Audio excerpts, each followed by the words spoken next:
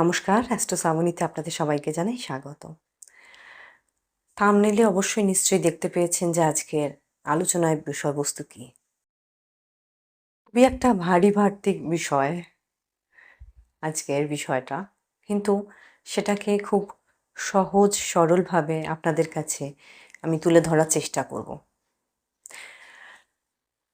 আমাদের জীবনের উদ্দেশ্যটা কী? অ্যাকচুয়ালি আমরা এটাকে নিয়ে কখনো ভাবিই না। অ্যাকচুয়ালি আমাদের ভাবার সেই অবকাশই আমরা পাই না হয়তো, যে সত্যি জীবনের উদ্দেশ্যটা কী। নর্মাল যে উদ্দেশ্যগুলো রয়েছে সেগুলো একটু বলে নিই, তাহলে বোঝাতে হয়তো খুব সুবিধা হবে। যেরকম উদ্দেশ্য জীবনের প্রথম থেকে যে উদ্দেশ্যটা, যে মাইলস্টোনটা নির্ধারিত করা হয়, সেটা হচ্ছে ছোটবেলাতে একটা শিশুকে লালন পালন করা হচ্ছে, তারপরে তাকে খুব ভালো ভালো যত পারবে খুব ইংলিশ মিডিয়াম হতে হবে, তার সাথে সাথে খুব নামকরা স্কুল হতে হবে। সেখানে না দিতে পারলে কিন্তু আমি কিন্তু ছোট হয়ে যাব। আমার জীবনের উদ্দেশ্য, আমি যেহেতু একটা সন্তানকে জন্ম দিয়েছি, তাই জন্য আমার জীবনের উদ্দেশ্য অবশ্যই হতে হবে তাকে খুব ভালো একটা স্কুলে দিতে হবে। নাহলে কিন্তু সে পড়াশোনায় কিছুই হবে না। তাছাড়া আমি আরও কয়েকজনের থেকে পিছিয়ে পড়বো। কেন, আরও অনেকে রয়েছে যাদের সন্তানরা খুব ভালো স্কুলে যাচ্ছে, খুব হাই স্কুলে যাচ্ছে। এজন্য এটা আমার উদ্দেশ্য। তার সাথে সাথে আরও উদ্দেশ্য যে এরপরে সে এডুকেশন কমপ্লিট করে তারপরে সে খুব ভালো একটা নামকরা জায়গায় কিন্তু তাকে কর্মরত হতে হবে, বিদেশে যেতে হবে, প্রচুর টাকা ইনকাম করতে হবে, ভালো গাড়ি থাকতে হবে, অট্টালিকা বাড়ি থাকতে হবে। নচেৎ কিন্তু পিছিয়ে পড়ছি, নাহলে কিন্তু পিছিয়ে পড়বো আমরা। আমাদের যদি এগুলো যদি না থাকে আমরা কিন্তু সব পিছিয়ে পড়বো। আমাদের জীবনের উদ্দেশ্যই এটা। ভালো সম্মান, এবার কাজ শুধু কাজ করলে চলবে না, পয়সা আনলে বাড়িতে চলবে না। তার সাথে কিন্তু মানে খুব হাই কোয়ালিটি হতে হবে, যাতে মানে গার্ডেরা সালাম ঠোকে, হ্যাঁ, সবাই প্রণাম জানায়, এরকম ধরনের হতে হবে। নচেৎ কিন্তু তুমি কী কাজ করছো? নচেৎ তোমার কোনো কাজের কোনো ভ্যালুই নেই। তোমাকে যদি 10-5 জন গার্ডে যদি বাড়িতে ছেড়ে দিয়ে না যায় গাড়ি করে, তাহলে তোমার কি হলো? তুমি কি কাজ করছো? তুমি যাচ্ছ ট্রেন ট্রেনে করে, বাসে করে ঠেলে, এতে কি আর বাহাদুরির কাজ? তাই না? উদ্দেশ্য এটা যে হাই লেভেল, মানে লেভেলটা হাই থাকতে হবে, অ্যাচিভমেন্টটা হাই থাকতে হবে। তারপরে নামজাদা পরিবারে বিয়ে করতে হবে, খুব ভালো পরিবার হতে হবে। সে ছেলে হোক কি মেয়ে হোক, উভয়েরই কিন্তু পরিবার ভীষণ বড় পরিবার হতে হবে। নচেৎ কিন্তু এই সমাজে কিন্তু ঠাঁই নেই। তারপরে আবার সেই চক্রাকারে, সেই বৃত্তাকারে সেই জিনিসই ঘুরবে, আবার তার সন্তানাদি হবে, তার আবার সেই এই একই ইন্টেনশন থাকবে। জীবনের এটাই উদ্দেশ্য। আমরা যদি ঘুরিয়ে ফিরে আমাদের নিজেদের পারিপার্শ্বিক দেখি, নিজেদের ঘরে দেখি, তাহলে কিন্তু সর্বত্রই এই চিত্রটাই চোখে পড়বে। এর মাঝে আমরা কোথায় যেন হারিয়ে গেছি, আমরা জানিই না সত্যি আমাদের জীবনের উদ্দেশ্যটা কী।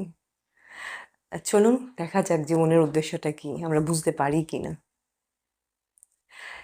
এই সব ছাড়াও কিন্তু জীবনে যে কারণে আমাদের মনুষ্যরূপী হয়ে আমরা যে কারণে জন্মাচ্ছি, তার একটা পারপাস রয়েছে। এমনি কোনো কিছু এই জগতে ঘটনা ঘটে না, সব কিছুর পেছনেই কারণ থাকে। তাহলে তো আমরা মানুষ না হয়ে জন্তু হয়েই থাকতে পারতাম, তাই না?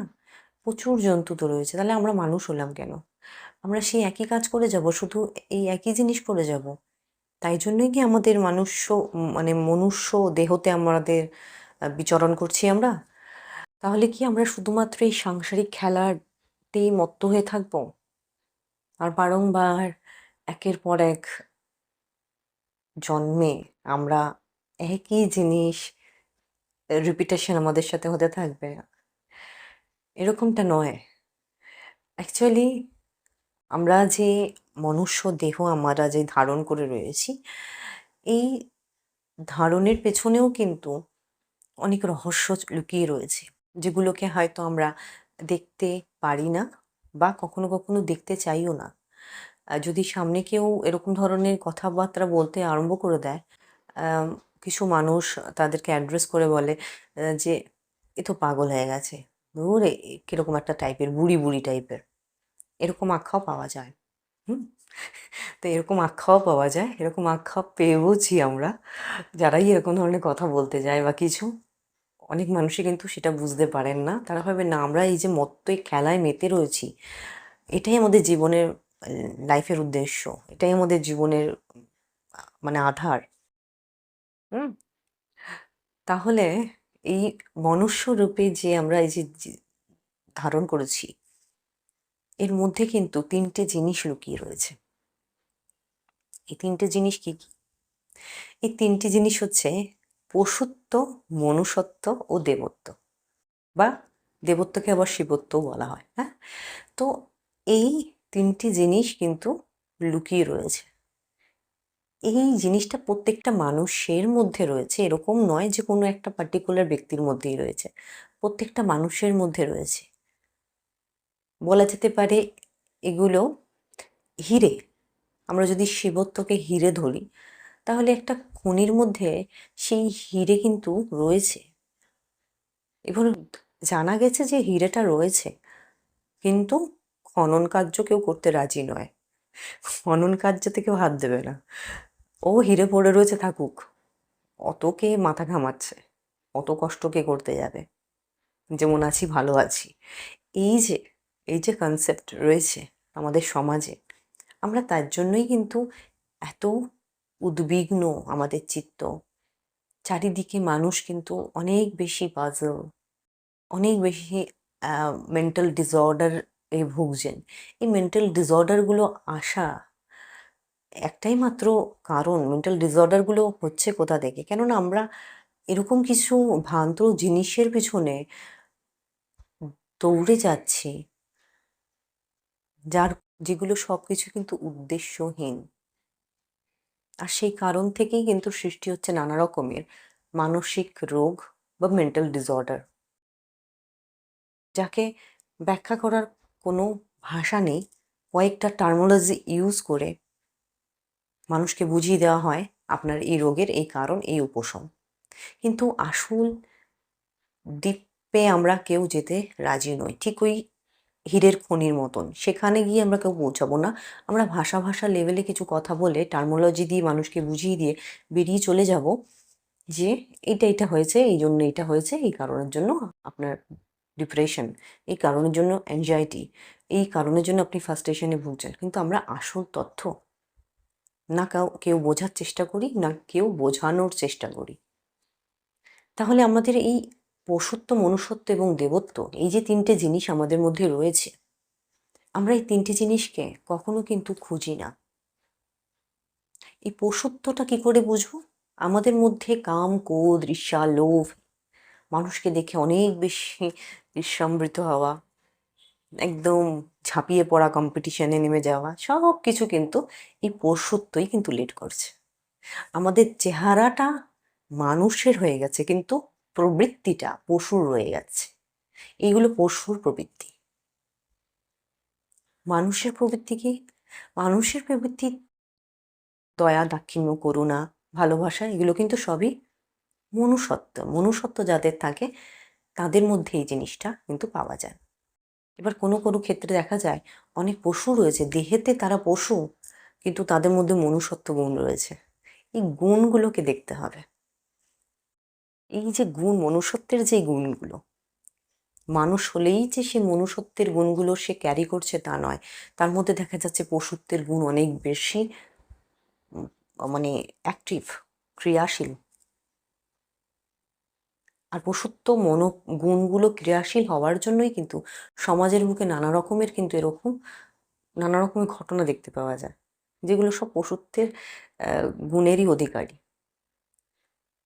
মনুষ্যত্ব হলেই যে মানুষ মনুষ্যত্ব বোধ তার মধ্যে উপলব্ধি হয়ে যাচ্ছে তা কিন্তু নয়। তারপরে আসছি, আমাদের এই মানুষের মধ্যেই মনুষ্যত্বের সাথে সাথে দেবত্বও কিন্তু রয়েছে। এই দেবত্বটা কি জিনিস?